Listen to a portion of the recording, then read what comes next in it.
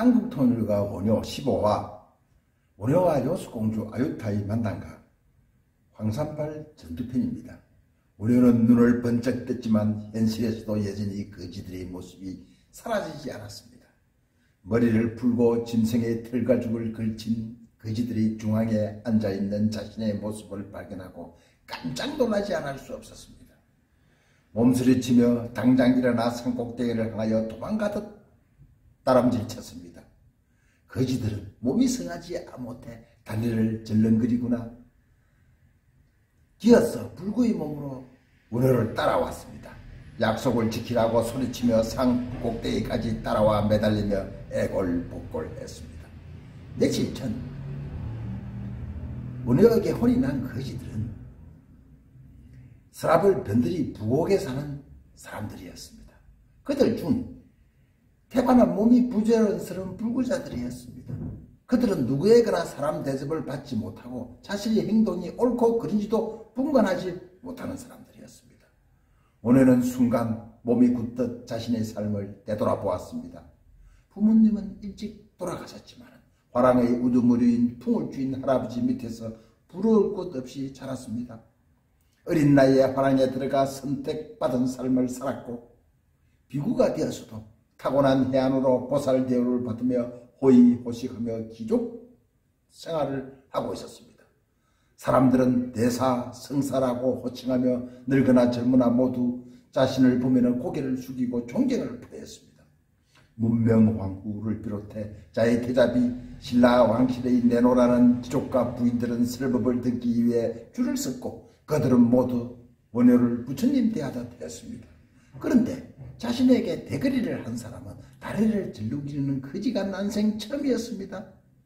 법이나 간섭으로 처벌하자면 불구자 거지는 능지처참을 면치 못할 일이 분명합니다. 원효가 차츰 자신에게 대거리한 거지에게 연민의 정을 느끼고 있는 듯 했습니다. 또 한편으로는 무언가 참듯이 있지 않은가 하는 자신만의 엉뚱한 의문이 싹트기 시작했습니다. 이 엉뚱한 의문이 생사를 초월한 자유인 원효에게 힘이인지도 모릅니다. 과연 내가 보살의 경지에 올랐나? 아니야, 난 지금 교만에 빠져 있어. 지금 내가 날 구제하지 못하면 영원히 난 벗어날 수가 없어. 눈앞에 또 거지들이 나타났습니다. 자신을 되돌아보고 참여하는 순간 이제 거지들이 원효를 꾸짖기 시작했습니다. 원효야, 껍데기를 벗어란 말이야. 네가 부처가 되었다고. 하하하하. 맨날 입으로 부처가 되면 뭐하니. 지금 당장 그 더러운 껍데기를 벗어란 말이야. 왜 망설이냐. 용기가 없어. 용기 말이야. 하하하하. 원효는 돌머리를 쳐 헛것을 쫓았습니다. 원효는 다시 산을 뛰어오르며 각오를 다졌습니다. 내가 머리를 깎은 목적은 분명 나와 남을 위한 자리이타 상구보리 하와 중생이었다. 나는 그동안 꾸준히 내 마음을 수행해 내 마음속에 원래부터 있는 절대 진리를 되찾아 깨달았다고 생각했다. 그럼 이제 보살행으로 남을 위해서 행동에 옮겨야 한다. 이제부터 빈부귀천 관계없이 모든 중생을 교화해 저마다 자신의 마음속에 원래 타고난 청정자성의 광명체가 존재하고 있다는 이 엄청난 사실을 알려주고 되찾게 해주자. 힘있는 귀족보다도 짐승같이 살아가는 천민들부터 스스로 깨칠 수 있는 간단하고 쉬운 말이 필요하다. 단 몇 자로 부처님의 기이할 연불이 필요하다. 나무아미타불. 호랑이를 잡으려면 호랑이 굴로 들어가듯 중생을 구의하기 위해서는 가장 낮고 낮은 마음인 하심으로 중생 속으로 들어가야 하지 않겠는가. 먼저 중생의 목소리를 듣고 중생의 눈높이가 되어 중생의 생각으로 중생과 소통하며 어우러져야 하지 않겠나. 나무아미타불. 그래, 지금 나에게 마음먹은 것을 행동에 옮길 용기가 필요해. 원효는 자신의 나태함을 깨닫고 각오를 다지자 신기하게도 전생극락정토에서 아미타불에게 약속한 말들이 시공을 초월해 어제의 일처럼 생생하게 떠올랐습니다. 뿐만 아니었습니다. 전선생 아유타 공주에게 한 언약도 토시 하나까지 기억이 났습니다.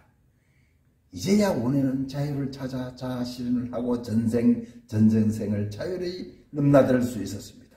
그래, 내가 아미타 부처님에게 한 약속이 있었지. 사바사에게 물들어 잠시 잊고 있었어. 내가 부처가 되었다고 착각하고 있었어. 정말 큰일 날 뻔했구나. 아미타 부처님과 아유타 공주에게 한 약속을 꼭 지켜야 한다. 이번이 마지막 기회다. 그리고 이 생에서 할 일을 다하고 아유타 공주와 영원히 극락정토로 들어가야 하지 않겠나. 아유타 공주도 나고 죽는 윤희의 사슬을 끊어야 하지 않겠나. 이번이 마지막 기회다. 원효가 대호각성하고 용기를 내자 눈앞에 거지들이 활짝 웃고 있었습니다. 거지들의 얼굴에 아미타불의 염화가 겹쳤습니다.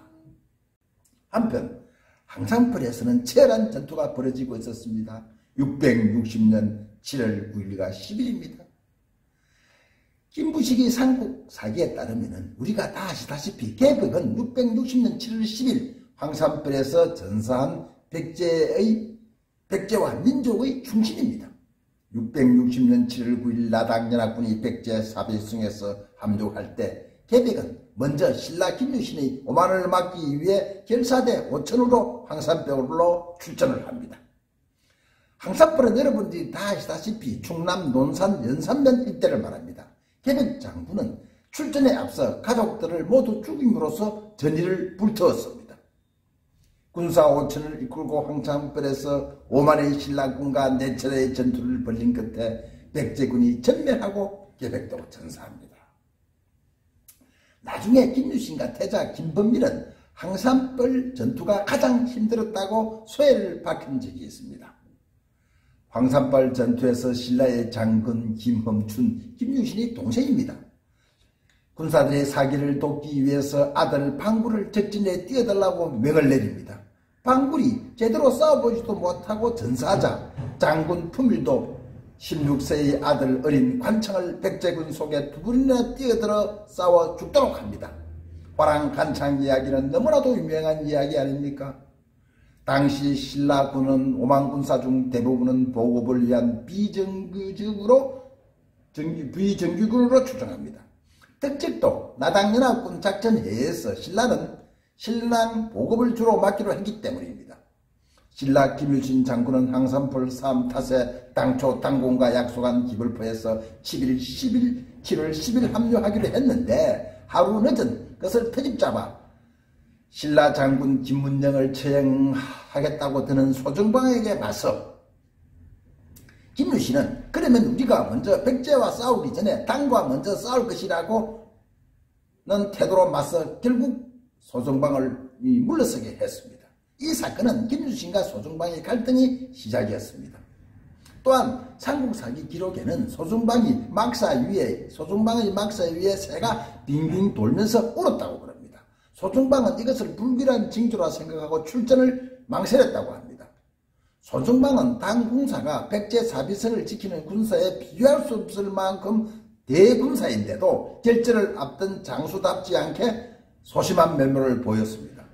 기록에는 김유신이 새를 잡자 소정방이 군사를 움직였다고 합니다.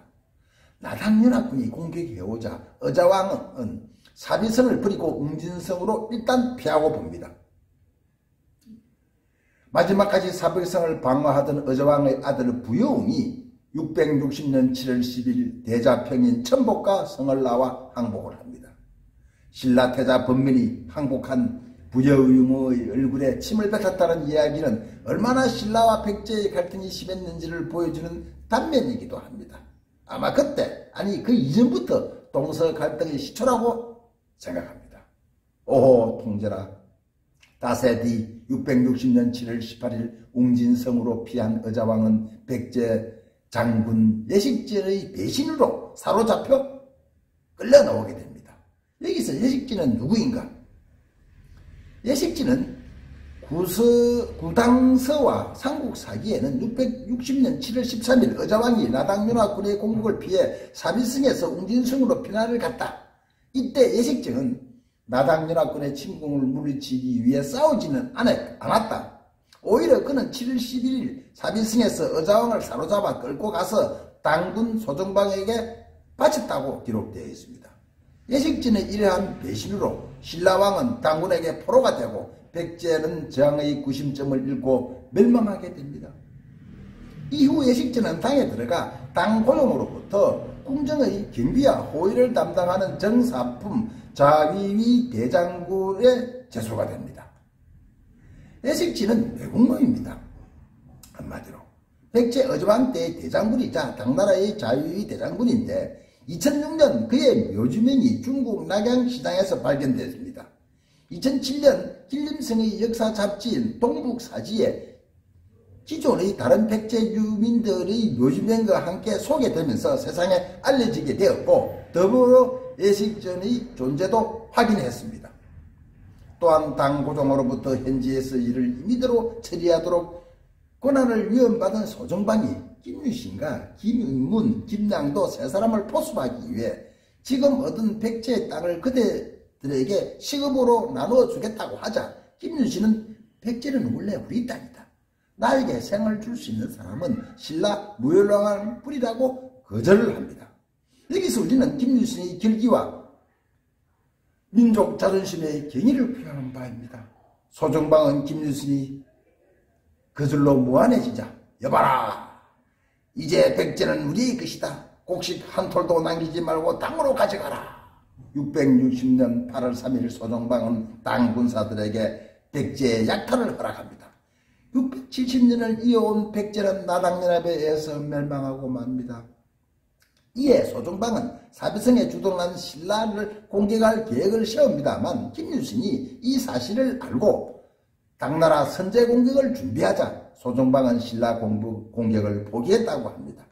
삼국 유사 기록에는 삼국을 통일한 후 나단 정전 때 김유신은 소정방을 죽여 경상북도 상주 당교 아래에 묻고 사람들이 밟고 다녔다고 합니다. 김유신이 백제와의 전쟁에서 나당전합은 했지만은 얼마나 자존심이 상했는지를 보여주는 대목이기도 합니다. 우리는 흔히 국가 간의 영원한 적도 영원한 우방도 없다고 합니다. 자신을 지킬 수 있는 것은 자신밖에 없다는 진실. 또한 우리는 흑백 논리에 쉽게 역사를 평가하면 안 된다는 진실을 알아야 할 것입니다.